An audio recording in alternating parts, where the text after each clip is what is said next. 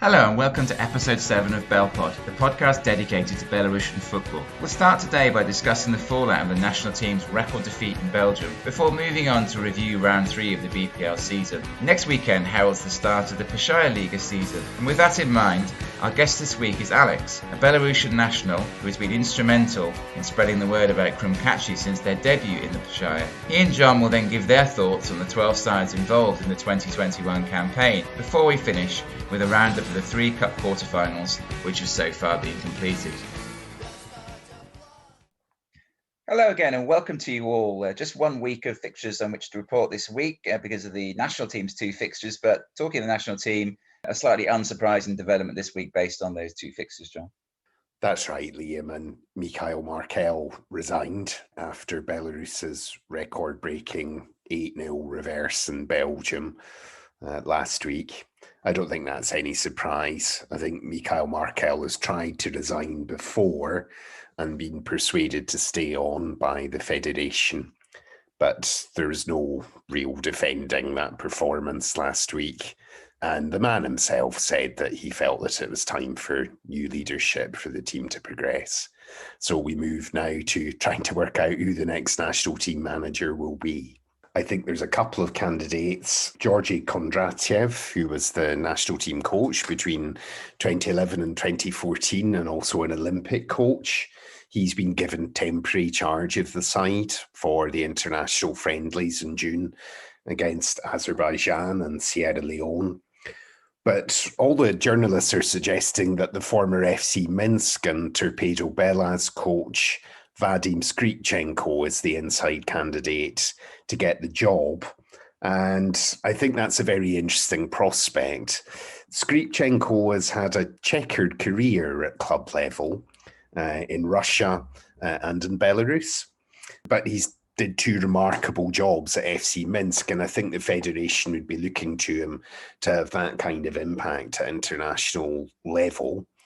The thing that I suppose puts a question mark over him taking over is that he's famously intolerant of bureaucrats and chairmen trying to interfere in his work. And of course, that job, there will be interference from above, from Vergachik, from Bazanov, from Kowalczuk, the sports minister. All of these people are going to interfere and have their say.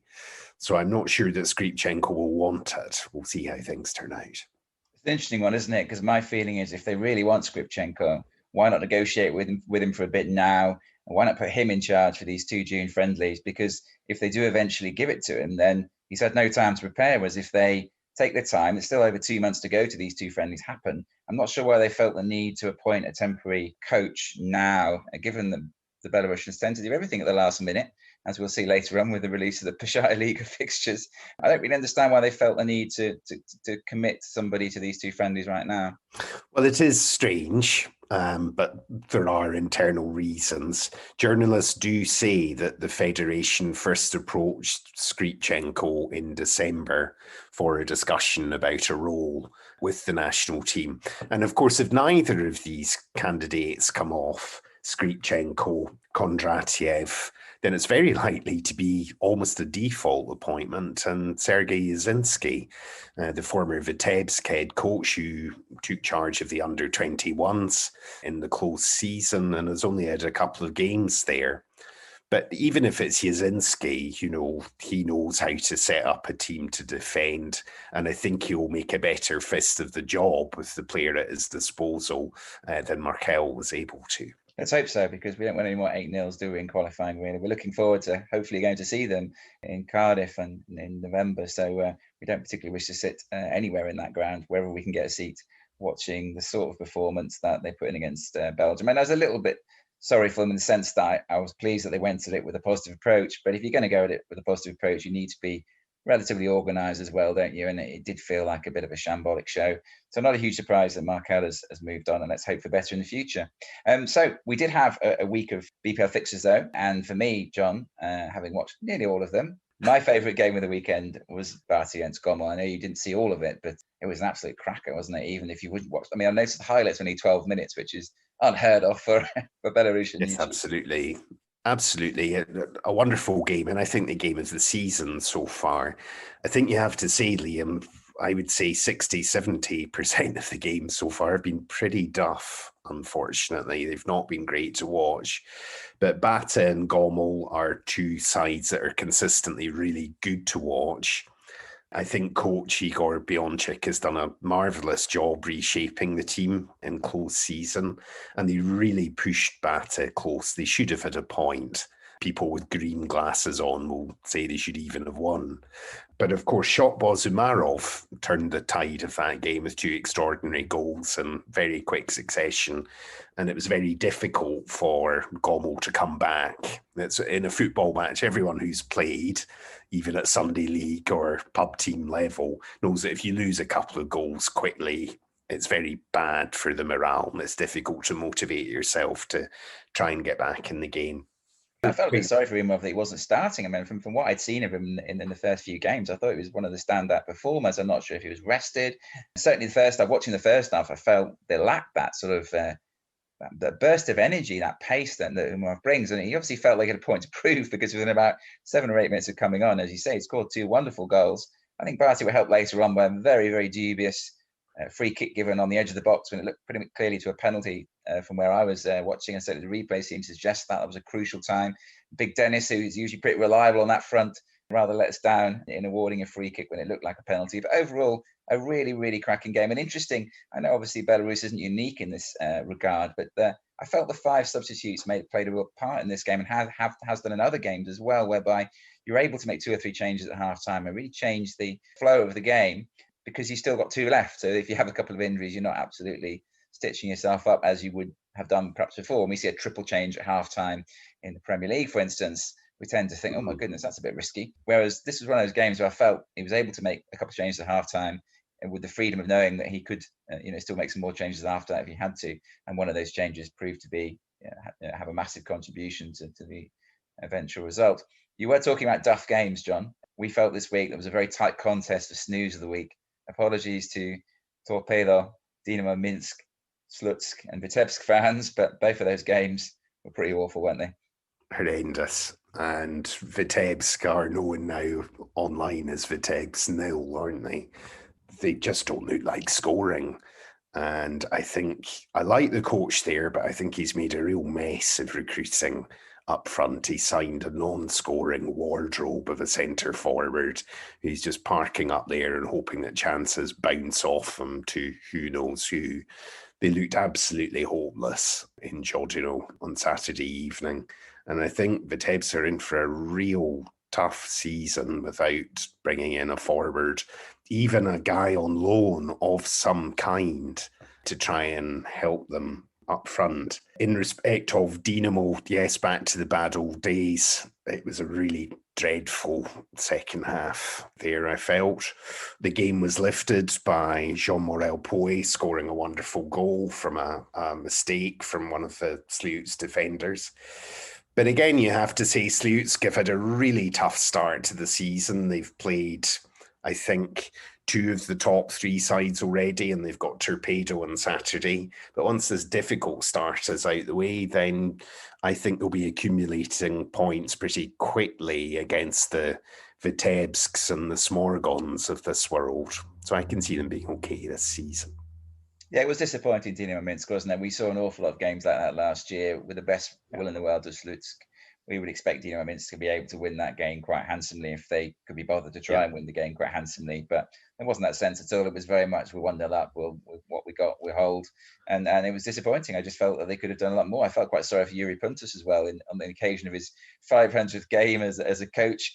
He sat through both of them, didn't he? Which is a bit unfortunate. Spotted in the crowd on Sunday at the National Stadium. He must have thought, what on earth did I do to deserve this after last night? But I think Torpedo will get better, won't they? I mean, they're 2 much vaunted Brazilians made an appearance in the dead rubber of a cup tie this week, and they're obviously just about getting to the point where they might be ready for some first team action in the BPL. And I'm sure they will get better, and hopefully Dinamo Minsk will become less dull. And I'm not holding my breath about that particular one. It's so disappointing, isn't it, for Dinamo, having been so stylish against Torpedo in the open opening match of the season. It's like, why can't you play like that every week? And okay, maybe Torpedo had an off day there and allowed them to play a bit in a way that Puntus didn't like. But I just don't see the purpose of playing in such a negative way against a team like Slutsk. And what I would say also is that better teams than Slutsk will have seen how uncomfortable Dinamo were with Slutsk pressing them hard and using Stephen Alfred to try and discomfort the defence. And squads with better resources will take note of that and act accordingly when it comes to play Dinamo in the weeks to come. Talking of squads with better resources or seemingly infinite resources, I suppose we were a bit wrong to big up the Shakhtar Izloch game in the sense that, of course, they were both unbeaten. They both had 100% records, but the two teams are at very different stages of their development, aren't they? And unfortunately, it did become quite predictable in terms of how it panned out. Yeah, men against boys is a phrase that's overused, but it literally was that on this occasion. And what's interesting is seeing just how important Julius Sueka is for Shakhtar as a player. He was missing in the first couple of league games and they looked laboured and disjointed, but he's back this weekend and he really did contribute to that win. And Dembo Darbo's getting sharper with every game as well. So I'm afraid Buri's Lodge didn't have much chance this weekend, but I think Artem Radkov will just chalk that down to experience and move on. He'll learn what he can from it. And Izloch recovered very quickly by progressing to the semi-finals of the Cup this week against FC Minsk. Indeed. Another team up there near the top chasing Shakhtar down. And we've mentioned before how delighted we are to see Dinamo Brest climbing out of the mire that they seem to be in back in January. Amazing, they still haven't conceded a goal, John. And I know they haven't played the three top sides in the league. They've played Bate and two relatively more modest sides in Sputnik and Neman. But three clean sheets, you can't really argue with that, can you? And I think Jan Emmanuel Affi at the back has been a massive part of that. He was at Torpedo before, wasn't he? We don't really know where he was last season too. He just disappeared. Yeah. But he's back in the league, and he's almost like the new Kiki at the back for Dinamo Brest, minus 5 errors a game that Kiki used to provide a lot of the time. So yes, it's really promising for them. Although still going forward, they look a little bit threadbare, don't they? And they didn't really deserve to win that game, did they? To be honest. They were very lucky. I think a goalless draw would have been a fairer result. I think Neyman also passed up several chances, which will be a concern to Igor Kavalovic. So I think Dinamo have maximised their luck at the start of the season. They're going to be a bit less of an unknown quantity in the weeks to come. And I think they're going to get filled in a few times. They'll drop down the table. Vlad Tasur did his statistics analysis, which came out on Twitter this morning. And he also used statistics to show how lucky Dinamo were in that game and made the point that they're going to lose a few in the weeks to come once teams work out how to get around Afi and unlock their defence a bit. So no great surprise that Dinamo Minsk are still to concede a goal, but Dinamo Brest, as we say, impressive so far.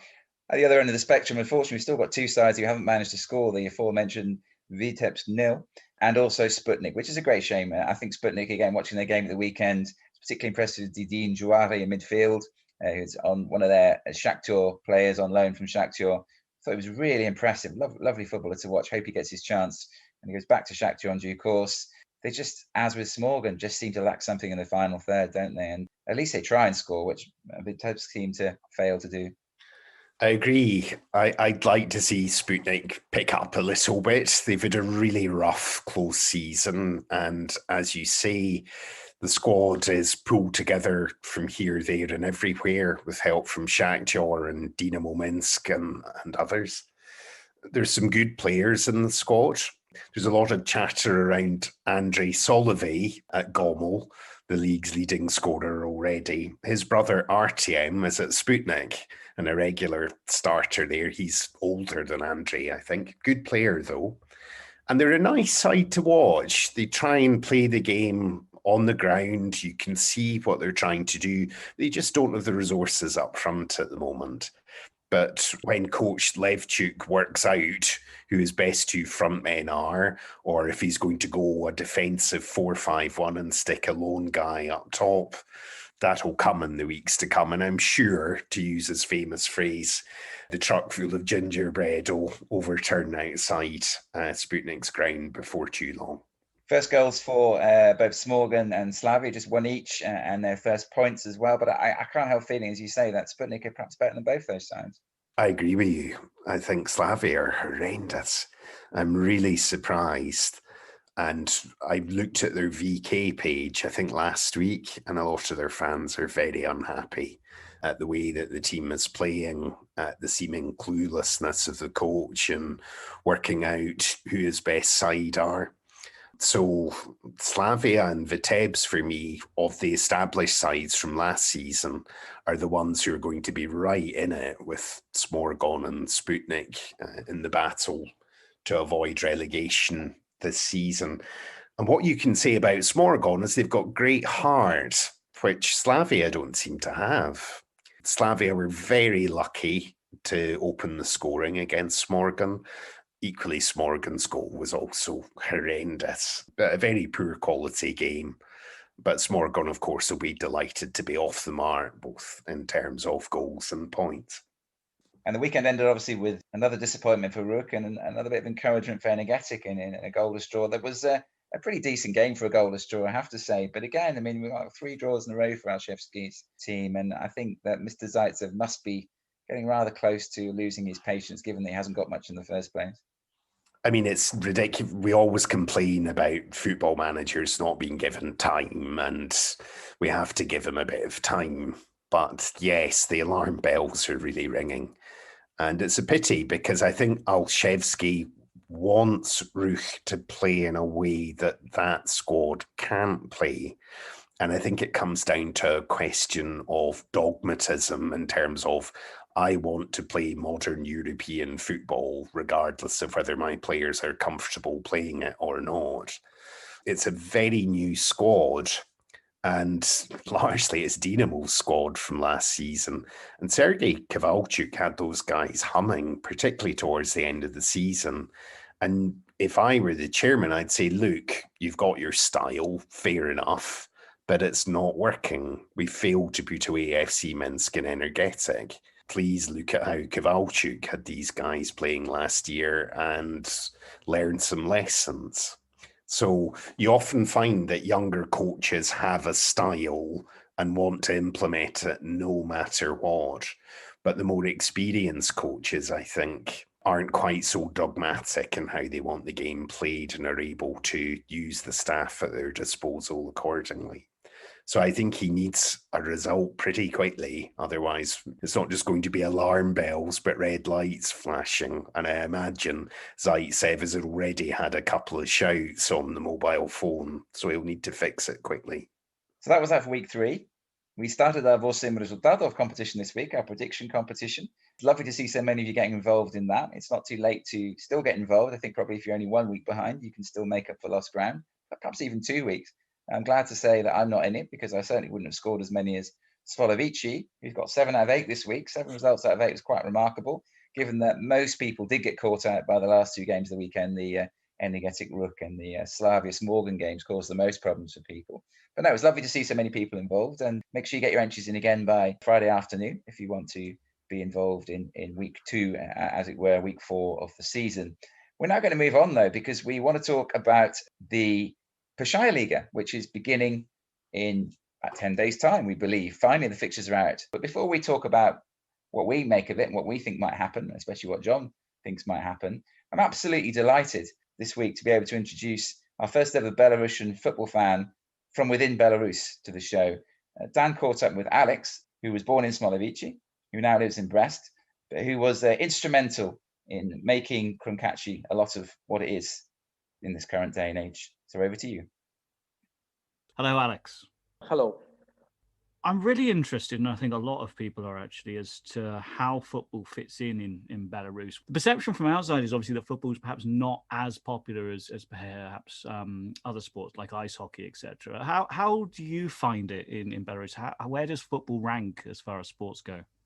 I would disagree that football is not so popular. I think it's still sport number one. As far as I understand, a lot of people love European football. They watch English Premier League, they watch Spanish League and Bundesliga and European Champions League. The problem is that Belarusian stadiums are getting old. We don't get a lot of modern stadiums, only in Borisov and Dynamo Minsk now.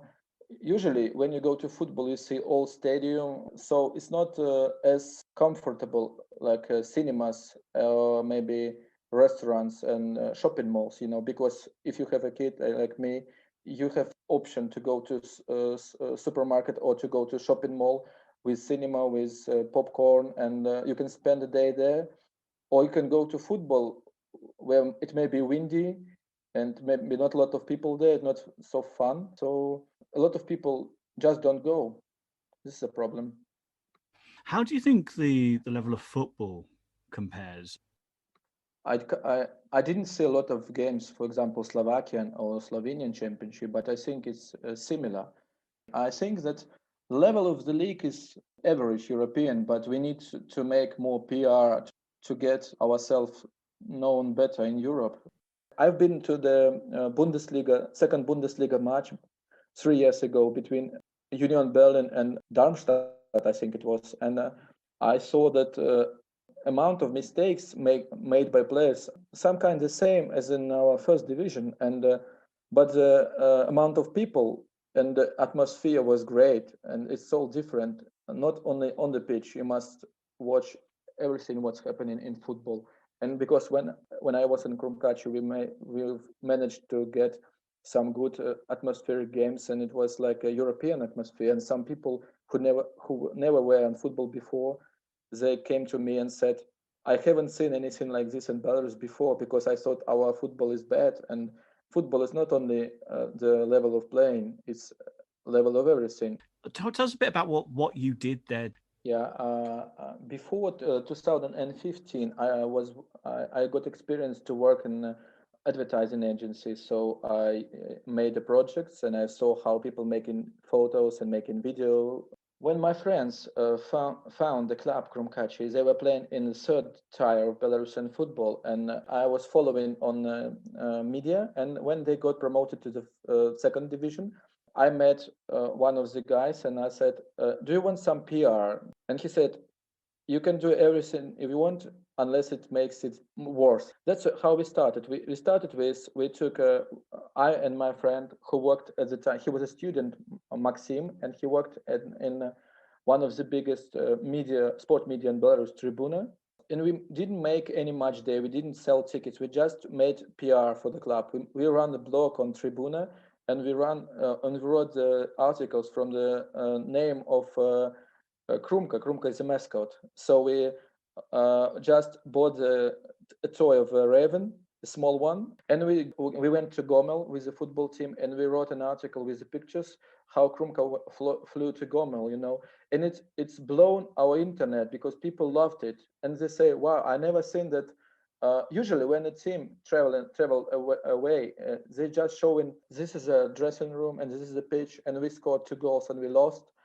And we showed how we went to the bus, how it was on the road, and it's like a road movie in pictures, and people loved it, and it was so great for us. So we started to make different things. The second project was we just took pictures of wives of the players in away kit, and the most popular Belarusian portal Tudbay, it's like have 2 million audience every day. They made an article about us, like look how good these pictures are, because no one before made a professional photo shooting on the training. It was so crazy because we didn't do anything special, but we did what we wanted to do. So my first year was the year we got promotion to the first league.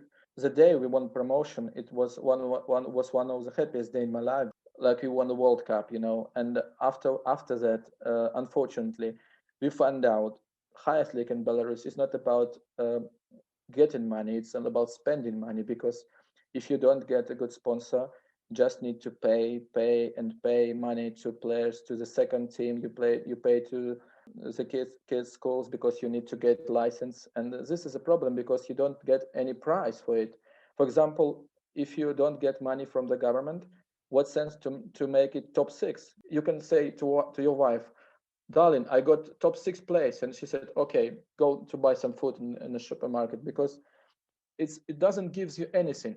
For example, if you compare to a league where you get money from TV rights, and we, after the first half of the season in 2016, we were in second after Bate, I think.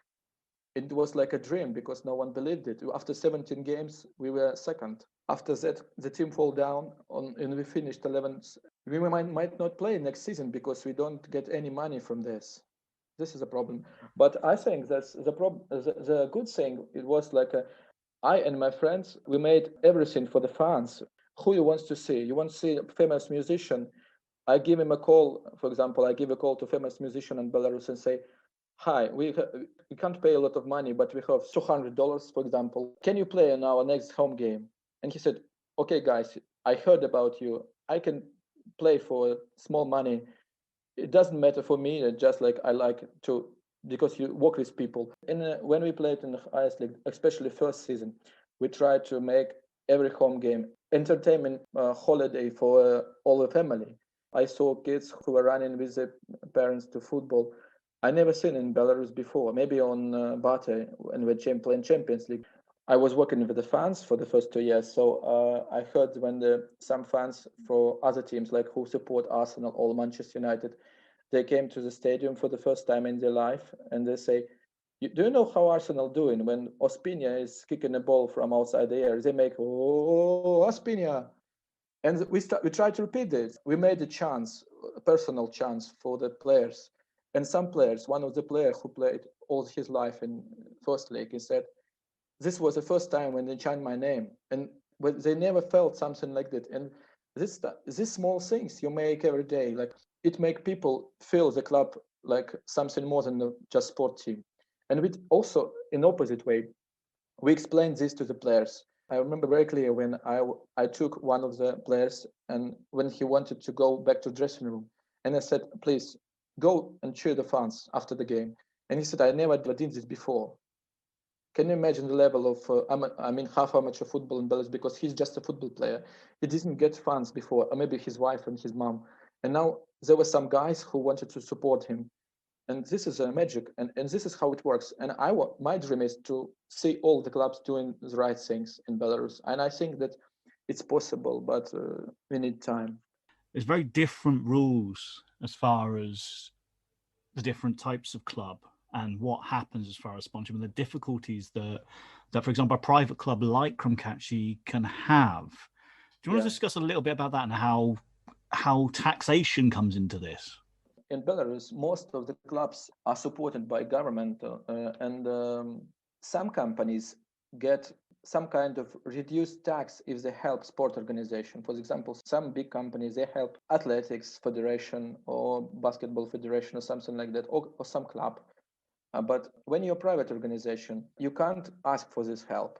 You just need to ask for sponsorship or to ask for advertising partnership, but as advertising market is not so rich, so the amount of this money is so small, because for example, if you want to win the second tire, you need maybe $400,000 or $500,000. There were some stories when we are very good at PR and everybody knew about us in highest league.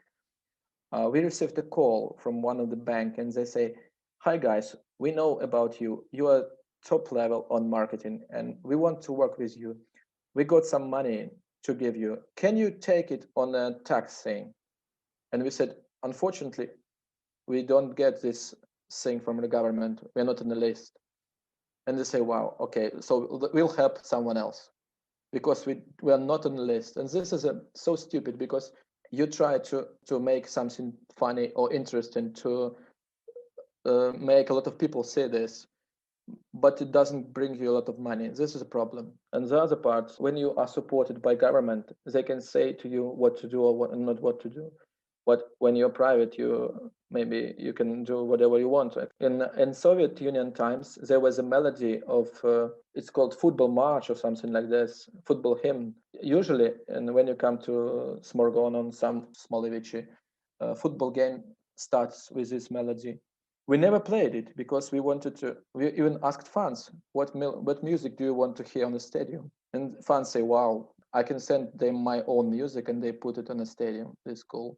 Krumkachi obviously came very close last season to getting back into the top flight. It didn't quite happen. Do you have any thoughts there on obviously everything that's happened since that occurred?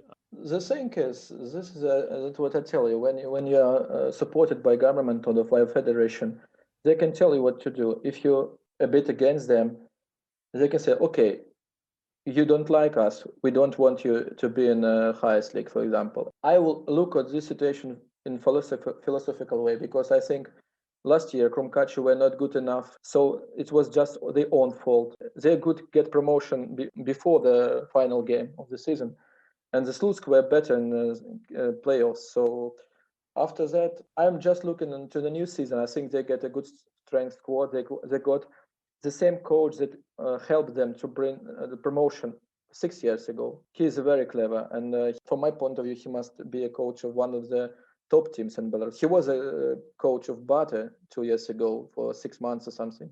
I think they have a good squad, so we will see what happened. But with all this COVID situation, we don't plan a month forward. Maybe all will be cancelled in a month. Have you got any thoughts as to, obviously, you're somewhat hopeful as to Krumkachi taking it and maybe get promoted at the end of this season? Any teams that we should look out for? Any players we should look out for? Any thoughts generally? I think that Krumkachi is a favorite one, but there are also some teams that they will want to get the promotion. For example, Arsenal Dzerzhinsk is proper team, just so young, like just 2 or 3 years old. They got some sponsorship from Sweden, I think. It's like Arsenal, like they play the same colors, and they got their own stadium. But there was a news on 1st April they will play in Gorodia. I'm not sure if it's April Fool or not, but we'll need to know about their direct goals to the season. They never say big goals. Maybe they say, maybe we will finish in the top half of the table, but I think they will be going to the highest league. Also, there is a Dnepr Mogilev. It's the big club, big city Mogilev. It's on the east of Belarus. They used to be champions in 1998, but they lost everything and they needed to start again from the second league. They won the league last year, so I think they'll try to make it one back-to-back promotion. Krumkachi beat them last weekend, so we'll need to see how they are starting the championship. I think they're also in the top 4. Also, the big team is Naftan Novopolotsk. They always were lack of finances, but they are feeling like a proper club. They would like to go back to Prem because they haven't been to Premiership for, I think, 4 years or something. And it all depends if they have enough finances to pay month to month, I mean. And they have also a very good experienced squad. This is top 4 teams: Krumkachi, Dnepr Mogilev, Arsenal, and Naftan. If you ask me at the end of last season, I would say that Belshina Bobruisk will be the contender to get the top flight. But there are news from Bobruisk that they got small money this season. Like they have a good experienced coach, Paolo, who was a coach of Slutsk last year. But the players they bring in are not good enough to win the league. So I think they won't be able to win the league or to battle for the promotion. But they still have ambitions. So it's also, we need to see. Other mid-table clubs are Lokomotiv from Gomel. It's a second Gomel team. I asked my friend journalist before we spoke with you, and he said that this squad of the Lokomotiv was weakened during the winter because some players went to Gomel, and so we are not sure that they will battle for promotion. Also, mid-table team is Volna Pinsk. They have several players from Gomel. Pinsk is a beautiful town. Also, Shakhtar Petrikov is a farm club of the Soligorsk from highest league. So they got some mostly young players. And the bottom 4, I would point Lida, Slonim, Orsha, and Baranovici, because I don't believe they will fight for something more than mid-table, and I think they will be fighting for the, not to get relegated. It's been an absolute pleasure, and thank you very much for your time. It's my pleasure, and if you have any other questions, just write in the comments, and I'll come and I'll bring my friends maybe one day, so we'll speak about this more. That was amazing. Really, really incredible insight into what it's like to be a football fan, and more particularly what it's like to try and build a little bit of community spirit and a little bit of buzz about a team, John. It's absolutely great, wasn't it? Really enjoyed it, yeah. And a lot of what Alex had to say chimes with my experience of living in countries like Bosnia, North Macedonia, and Estonia. What he was saying, that the fans prefer to watch your Bayern Munich's or Manchester United on television rather than go along to a crumbling local stadium to watch a game live. So I think that's common to post-socialist countries. And it's really interesting that on his own initiative with a few friends, he suddenly found himself in quite an influential position at Krumkachi. So that was really interesting to hear about that. And of course, there's a new private club in Belarus. So there's a bunch of people going through that for themselves now. Dnepr Rogachev of the third tier have become BK Max Line, sponsored by a bookmaker and funded by an internet businessman. So it'll be interesting to see how they get on in the reshaped regional leagues this year. So what did you make of his predictions then, John? I know you studied quite closely. We know we're only going to have 11 teams. There's been a lot of talk of more teams. A number of teams went bust and couldn't join. Sadly, Smodovici will not be part of the Pershaya this season, as was initially indicated. But what did you make of his top three, middle table, and bottom four? Well, there'll be 12 teams. They'll play 11 fixtures 3 times, making a total of 33 games. And I think he was right. The top 3 are quite clear. For me, the title is between Krumkachi under Oleg Dulub and Dnepr Mogilev. Arsenal, I think, will be in the playoff this year. We've seen Arsenal close up already, haven't we, through the cup games with Torpedo. And I'm afraid they just really didn't look very impressive. I know Torpedo are a class above, and visibly so, but they didn't seem to have much about them going forward. They've a hard-working midfield, a reasonable defence. They've got a new coach as well, so I wonder how much that will change things. Pavel Kirilchik is the new manager there. For me, the 2 main teams are Krumkachi under Dulub, who has brought in a number of really interesting players in the close season. From all over, he's brought guys in from Sputnik Reshetsa. He brought Mikhail Shibun from Gorodea, one of Gorodea's better players last season. The legend Dmitry Lebedev is back after his odd busman's holiday in Bobruisk in the second half of last season. And he signed a former Belarusian under-21 international, Filip Ivanov, to play up front. He was at Liepaja in 2020 and had the second part of the season off effectively. So I think he'll be an important player for them. For me, Dnepr Mogilev are interesting because it's broadly the same squad that walked promotion from the third tier last year. Alex mentioned about them falling apart. What happened there, bizarrely, Dnepr are one of the biggest clubs in the country, but they hit financial problems and they decided that the way to get over those financial problems was to merge with a team from Minsk called Luch. And Luch effectively moved lock, stock and barrel to Mogilev and became Dnipro Mogilev. It was a big controversy in Belarusian football in 2018, 2019. And the experiment didn't work. Dnipro lost to Ruch in the playoff and were relegated. And then really went bust. So effectively their youth team won the third tier last season. They've got Sidorenko and Karpov up front, who are kind of the Russian Fowler of that tier. You know, they're a really good, prolific striking partnership. They've also signed Vladislav Mukhamedov, formerly of Energetic and Smolovici on loan from Bata. They brought in players from Gomel, from Belshina, from Bata's second string. So I think they're a really strong side, managed well by Igor Chumachenko. So I think the title is between those two for me. What was also interesting about what Alex had to say, I don't understand why he rates Naftan so much. Looking at on paper, maybe he knows things I don't, of course, and the information hasn't made it to the UK yet. But I don't see anything in that squad to worry anybody. I think on the outskirts of the promotion race, you will have Volna Pinsk under Sergei Yashkovich, who used to be at Arsenal. He moved to Volna Pinsk in the close season, and he's assembled quite an experienced squad down there.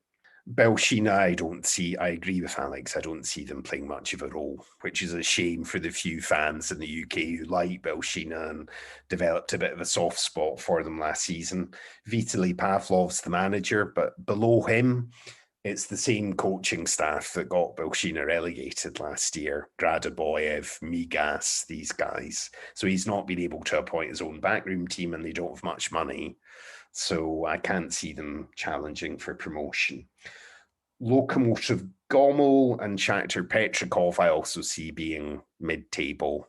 It's quite funny. Lokomotiv Gomel have done a Kuchuk and basically had a media blackout. And apparently they've signed a few new players, but they're not telling anyone who they are for now. Effectively, the league divides in two. There's a top 7 or 8, and then there's the rest. You're going to struggle to avoid bottom spot. I'm not clear, Liam, that there is any relegation from the Pershaya this season. I don't think they're going to have it. They're trying to build the league back up to a bigger number of clubs for the 2022 season. And I do know that the Federation have been bothering teams like Stenlis Pinsk and Osipovici from the 3rd tier to try and play at the 2nd tier. But a bit like Lokomotiv and Arsenal refusing promotion to the top flight, they've also decided it's not for them and to wait a year, see where they are later. Certainly, we'll look forward to watching some Pershaya Liga this season. In the meantime, we've got some league football to look forward to this weekend in the BPL. Any particular matches that stand out for you? I don't know. What are you thinking? I'm not totally certain, I must be honest. I think Gomel and Neyman will be probably the game of the weekend. And there's the battle of the Dynamos, Brest against Minsk. Get your 0-0 predictions in already, those of you of a betting persuasion. So yeah, I guess those 2 games are the ones that really stand out.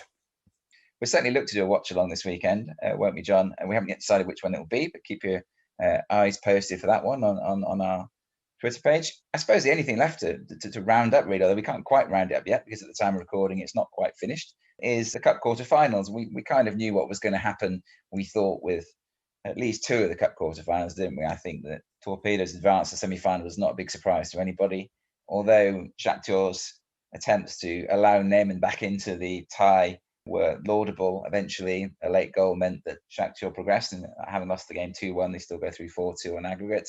Isloch scraped through, but I suppose you wouldn't expect any more, so given that they play with 10 men for about 70 minutes, didn't they? Yeah. So a chance missed by FC Minsk there, obviously. Slightly bizarre that you would go through on away goals, having played both games at the same stadium, but never mind. It's a real pub quiz question, isn't it? Quite strange. And then obviously the only game left is at the time recording is Vitebsk nil against Bate. I suppose if Vitebsk live up to their new name, then Bate should progress. I can't really see them coming back into that, but we may yet have egg on our faces about that particular prediction, because obviously we do need to remember that Vitebsk only need to win 1-0, and one thing they have shown themselves to be very good at this season is defending. With the best will in the world, and Vitebsk is a really interesting place, and I really am looking forward to going there, but with the best will in the world, I just can't see them turning over Bata. But as you say, it could be egg and FaceTime and Belpoddy if we're wrong. We'll see. Anyway, so pleased that you're able to join us again. Real pleasure as always to record this with John. And so lovely that you take the time to compliment us and appreciate it, and clearly look forward to the next episode, as we will too. But in the meantime, take good care of yourselves. Thanks for listening, and see you next time.